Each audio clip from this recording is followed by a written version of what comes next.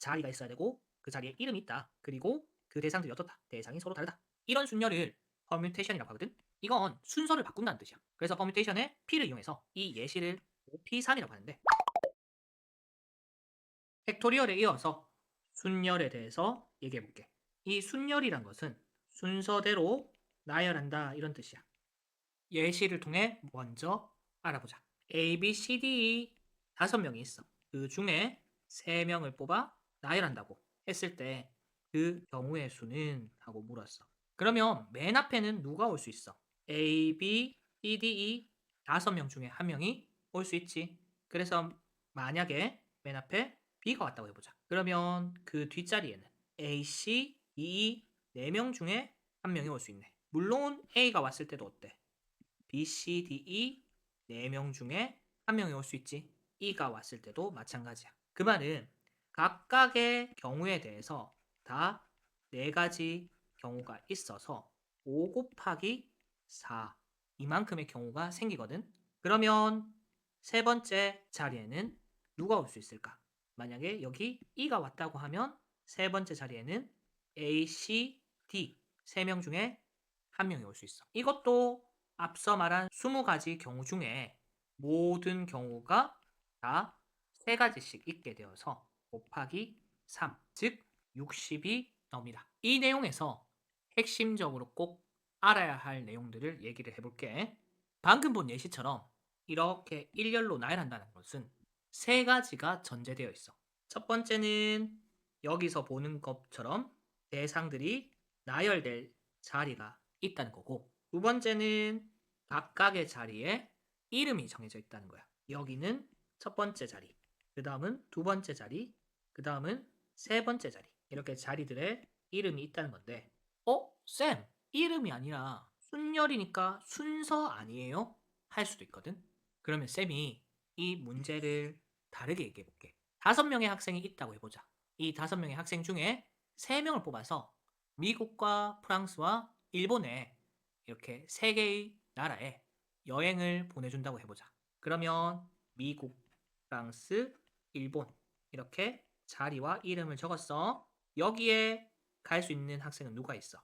A, B, C, D, E 중에 한 명이지. 그래서 여기에 A를 보냈다고 해보자. 그러면 프랑스에는 B, C, D 중에 또 한 명이야. 일본은 어때? 만약에 여기서 C가 같다고 하면 B, D, E 중에 한 명. 그래서 5, 4, 3 이렇게 곱해지는 거거든. 그러니까 패턴이 어때? 완전히 동일하네. 다시 말해 순서가 중요한 게 아니라 이름이 붙어서 서로 다른 자리라는 거야. 되겠지? 그래서 자리에 이름이 없다면 A, B, C나 A, C, B나 어떨까? 같은 거거든? 무슨 말이냐? 주머니에 담는 거랑 마찬가지란 거지. 자리가 없으니까 여기 5명 중에 3명을 그냥 담기만 하면 되는 거잖아. 그래서 A, B, C를 다 담으나 A, C, B를 담으나 어때? 같은 주머니가 나오네. 되겠지? 그래서 순열은 반드시 서로 다른 자리여서 자리에 이름이 있다고 생각을 할 수 있을 때 그때 경우의 수를 구하는 공식이 순열인 겁니다. 그리고 마지막 하나 이건 여기 나열되는 대상이 서로 같다 다르다 서로 다르다라는 거야. 만약에 A라고 해보자. 그러면 얘가 첫 번째 오든 얘가 첫 번째 오든 상관이 있어 없어? 상관이 없지. 둘 다 똑같은 경우야. 이런 식으로 경우가 5개가 생긴다라고 얘기할 수가 없다고. 그래서 방금 순열이 되기 위한 조건에 대해서 강조를 했어. 자리가 있어야 되고 그 자리에 이름이 있다. 그리고 그 대상들이 어떻다. 대상이 서로 다르다. 이런 순열을 퍼뮤테이션이라고 하거든. 이건 순서를 바꾼다는 뜻이야. 그래서 퍼뮤테이션의 P를 이용해서 이 예시를 OP3이라고 하는데 이 OP3은 5개 중에 3개를 뽑아 나열한다. 이런 뜻으로 해석하면 되고 지금 어떻게 됐어? 5, 4, 3 됐지. 3개를 역순으로 곱한다 라고 해석을 하면 돼. 지금 여기가 3이어서 3에서 끝난다가 아니야.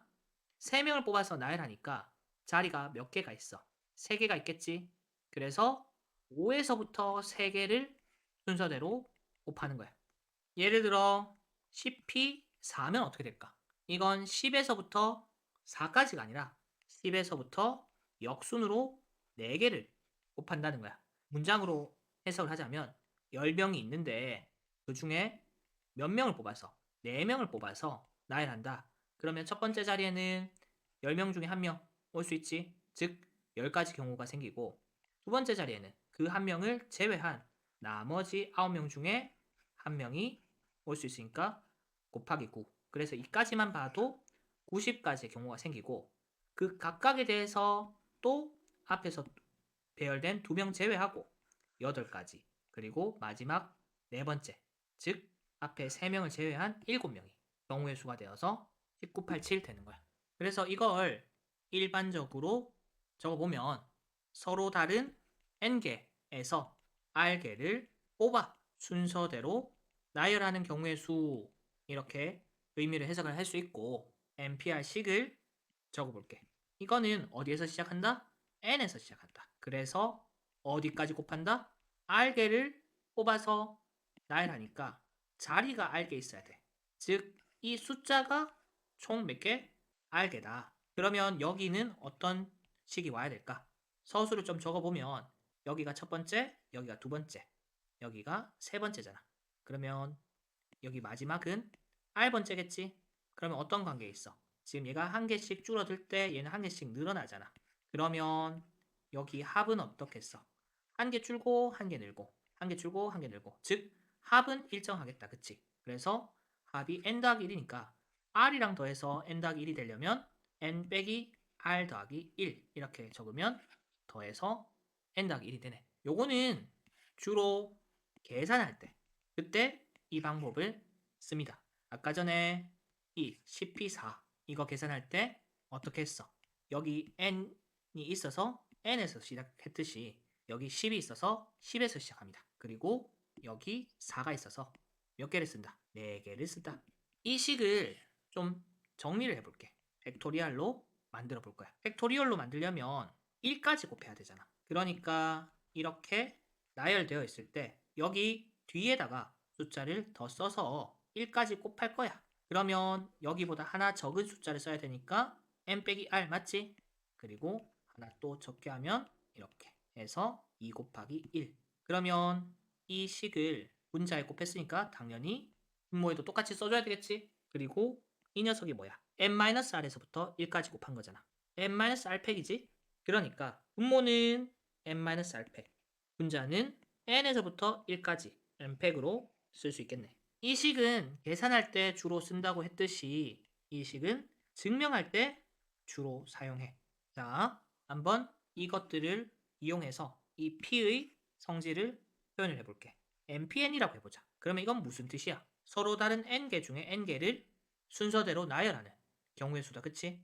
그러면 자리는 당연히 N개가 있어야 되고 맨 앞에는 N, 그 다음에 N-1 이런 식으로 1까지 즉 N 팩토리얼이 되는데 이 공식으로 써보자고. 여기 봐봐. 여기 있는 N이 이 N이지. 그리고 여기 있는 N이야. 그리고 여기 R은 여기 있는 R이지. 그러면 NPN에 있는 여기 각각의 N도 위의 방식대로 적어보면 이것에 의해서 N팩 그리고 여기 N 빼기 이것에 의해서 N 그것의 팩토리얼 즉 0 팩토리얼분의 N팩 이렇게 됐단 말이야. 여기 봐봐. 0팩이 있네. 이게 1이 되어야지 쌤이 맨 처음 얘기했던 대로 N팩이 되겠지. 그리고 두 번째도 볼게.